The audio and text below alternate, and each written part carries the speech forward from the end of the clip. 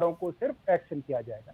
जहां स्थिति खराब होगी वहां पर एक्शन किया जा सकता है। सौरभ भारद्वाज ये महत्वपूर्ण जानकारी देते हुए, लेकिन आपको बताते चले डॉक्टर हर्षवर्धन राजधानी दिल्ली में जिस तरह से खराब हालात थे उस पर गृह मंत्री की जो बैठक हुई थी जिसमें मुख्यमंत्री अरविंद केजरीवाल भी शामिल थे, उसमें डॉक्टर हर्षवर्धन केंद्रीय स्वास्थ्य मंत्री भी शामिल थे। उनकी ओर से राजधानी दिल्ली और देश में जो मौजूदा हालात है उस पर तमाम सवाल पूछे हैं हमारे संवाददाता अशोक सिंघल ने। स्वास्थ्य मंत्री डॉक्टर हर्षवर्धन जी, डॉक्टर साहब, दिल्ली में जो स्थिति बनी है, लगातार मौतें हो रही हैं, बढ़ती जा रही हैं आंकड़ा, और कोरोना के केसेस बढ़ते जा रही हैं, तो इसको निपटने के लिए क्या तैयारियां की गई है और क्या वजह है इसकी? देखिए, भारत सरकार तो पहले ही दिन से, आज 10 महीने से ऊपर हो गया, हम 11वें महीने में हैं। पहली मीटिंग 8 जनवरी को हुई थी स्वास्थ्य मंत्रालय में। तब से खाली दिल्ली नहीं, देश की सब सरकारों को सब प्रकार की गाइडलाइंस, सब प्रकार की मदद, सब प्रकार का इक्विपमेंट, जो जो कुछ आवश्यक है सब कुछ दे रहे हैं।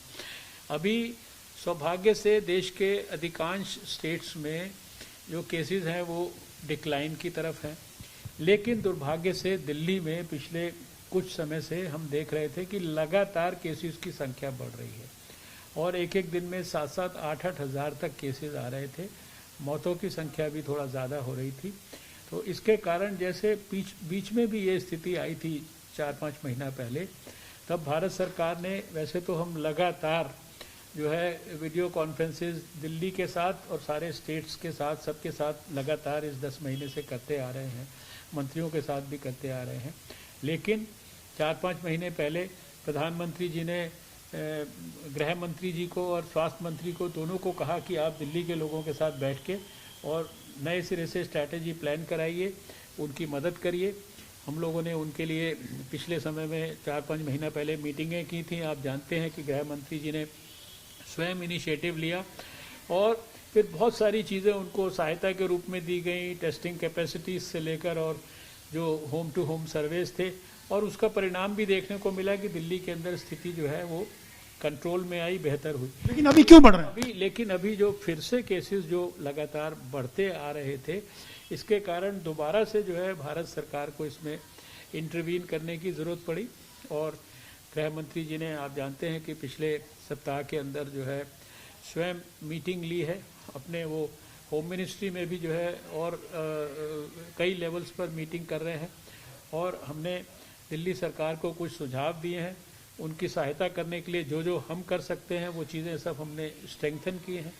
टेस्टिंग की कैपेसिटी बढ़ाने की बात हो, जो आइसोलेशन के बेड्स बढ़ाने की बात हो, आईसीयू के बेड्स को बढ़ाने की बात हो, मोबाइल लैब्स को क्रिएट करने की बात हो, गाइडलाइंस के अंदर और ज़्यादा परिवर्तन करने की बात हो, या जो जो कुछ जहाँ जहाँ आवश्यक है वो सारे स्ट्रेंथन करने के लिए भारत सरकार ने गृह मंत्री जी की अध्यक्षता में मीटिंग करके सभी संबंधित भारत सरकार के भी और दिल्ली सरकार के भी अधिकारियों को और वहाँ की सरकार को जो है निर्देश दिए। लेकिन वजह क्या मानते हैं? दिल्ली में इस ढंग से केसेस का बढ़ना, मौतों का आंकड़ा बढ़ना, कहाँ कमी रह गई? क्या वजह, क्या आपको लगता है कंट्रोल करने में या कुछ भांपने में स्थिति कमी रह गई है? इसके बारे में कुछ भी किसी को ब्लेम करना ये तो मैं उचित नहीं समझता, लेकिन ये सच्चाई है कि दिल्ली के अंदर जो है, जब देश में केसेस का डिक्लाइन हो रहा था तो दिल्ली में केसेस जो है वो उनका सर्ज हो रहा था, और उस नाते ये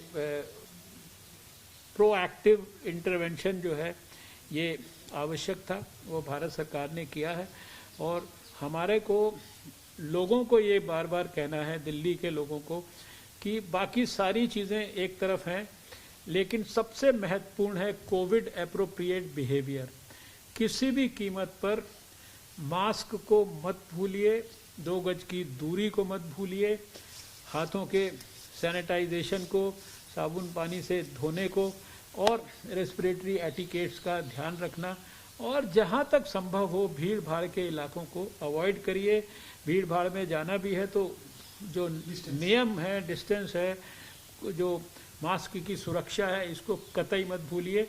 ये अगर होगा ठीक से तो जहां जहां होगा वहां स्थिति में सुधार होता है। डॉक्टर साहब, आंशिक लॉकडाउन की भी सिफारिश की है केजरीवाल ने, होम मिनिस्टर को भेजा है कि जहां जिन बाजारों में कोरोना के केसेस बढ़े हैं या बाकी जगह पे आंशिक लॉकडाउन के लिए। देखिए, अभी इसके बारे में मुझे कोई जानकारी भी नहीं है, और ये विषय जो है जब डिस्कशन के अंदर अगर कोई आएगा तभी कोई इसके बारे में कमेंट कर सकता है। लेकिन मुझे लगता है कि शायद सबसे जो आवश्यक है वो है ये प्रिकॉशंस। ये प्रिकॉशंस अगर नहीं किए और बाकी सब कुछ करते रहे तो भी शायद इतना लाभ नहीं होगा। तो लोगों से बार बार यही हाथ जोड़ के अपील है कि आप प्रॉपर प्रिकॉशंस को लेने में कोई कोताही ना करें किसी किस्म की। कोविड आपका बाल बांका भी नहीं कर पाएगा अगर आप ठीक से मास्क का इस्तेमाल। वेव 3 का पीक कहा जा रहा है दिल्ली गवर्नमेंट द्वारा कि जा चुका, आपको क्या लगता है वेव 3? अब ये इस तरह के शब्दों का प्रयोग करना, कौन सी वेव है कौन सी पीक है, कम से कम मैं नहीं करता, क्योंकि इसको ना तो कोई वैज्ञानिक दृष्टि से इस तरीके से कहा जा सकता है। लेकिन इसमें कोई शक की बात नहीं। अब इसको पीक का नाम दीजिए, इसको पहली पीक या दूसरी पीक या तीसरी पीक, अब ये कम से कम मैं इस तरह का कोई कमेंट नहीं करना चाहता। लेकिन इसमें कोई दो मत नहीं कि दिल्ली में केसेस बाकी देश की स्थिति के मुकाबले निश्चित रूप से उल्टी दिशा में, यानी बाकी देश में अगर कम हो रहे हैं तो यहाँ दिल्ली में बढ़ रहे थे। ये स्थिति हमने सबने देखी है पिछले समय में।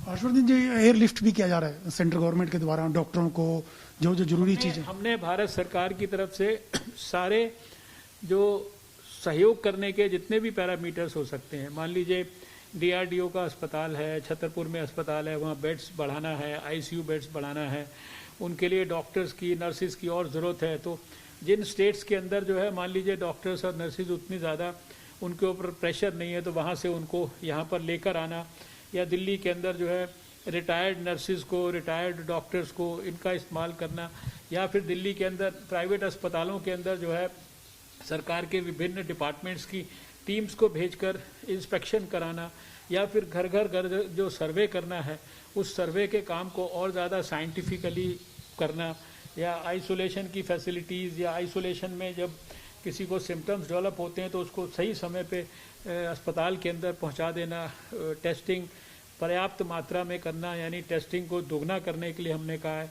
RT-PCR की कैपेसिटी जो है वो हमने मान लीजिए हमारी 27,000 थी तो उसको 45,000 तक करने की बात की है। जो ओवरऑल टेस्ट मान लीजिए 60,000 हो रहे थे तो उसको 1 लाख से भी ऊपर करने के लिए बोला है। जो चीज़ें और बाकी इम्प्रूव करने के लिए भारत सरकार को जो उसके अंदर सहयोग करना है वो सब सहयोग हमने करने के लिए अपनी तरफ से प्लान आउट किया है और उसको ऑलरेडी कर रहे हैं। एक सवाल हो रहा है वैक्सीन को लेकर के डॉक्टर साहब, अभी क्या स्टेज है और पहला टीका कब तक लग पाएगा? देखिए ये डेट देना बहुत मुश्किल है, लेकिन वैक्सीन के रिसर्च के मामले में भारत के वैज्ञानिक जो है दुनिया के वैज्ञानिकों की तरह बहुत अच्छी तरह से काम कर रहे हैं। जैसे उसके जो कामयाबी के रिजल्ट्स आएंगे तो देश के सामने उनको प्रस्तुत किया जाएगा। पहले आपने भी मेरे को इंटरव्यू देते हुए ये कहा था कि अगले साल के शुरू तक वैक्सीन आ जाएगा, आज भी इस बात पे कायम है? निश्चित रूप से अगले साल के अंदर वैक्सीन आएगा और अगले साल के शुरुआती महीनों में ही आएगा।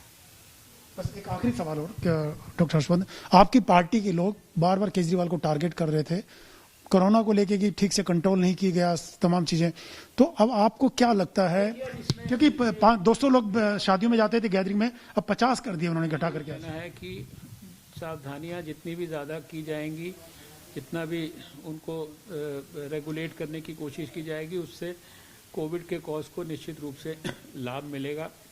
मैं इसमें राजनीति में नहीं पढ़ना चाहता। कोविड को राजनीति से ऊपर रख के हमारी सोच ये है कि जितना भी हम लोगों के हित में सहायता कर सकते हैं वो हम देश की सब सरकारों की बराबर कर रहे हैं, निष्पक्षता से कर रहे हैं, और उसी भावना से दिल्ली की सरकार की सेवा कर रहे हैं। दिल्ली की सरकार को सहायता कर रहे हैं, जो उनको गाइडलाइन देनी है वो गाइडलाइन दे रहे हैं, गाइडलाइन को पालन कराने के लिए जो हमें सपोर्ट देना है वो सारा का सारा हम सपोर्ट दे रहे हैं। कब तक महत्वपूर्ण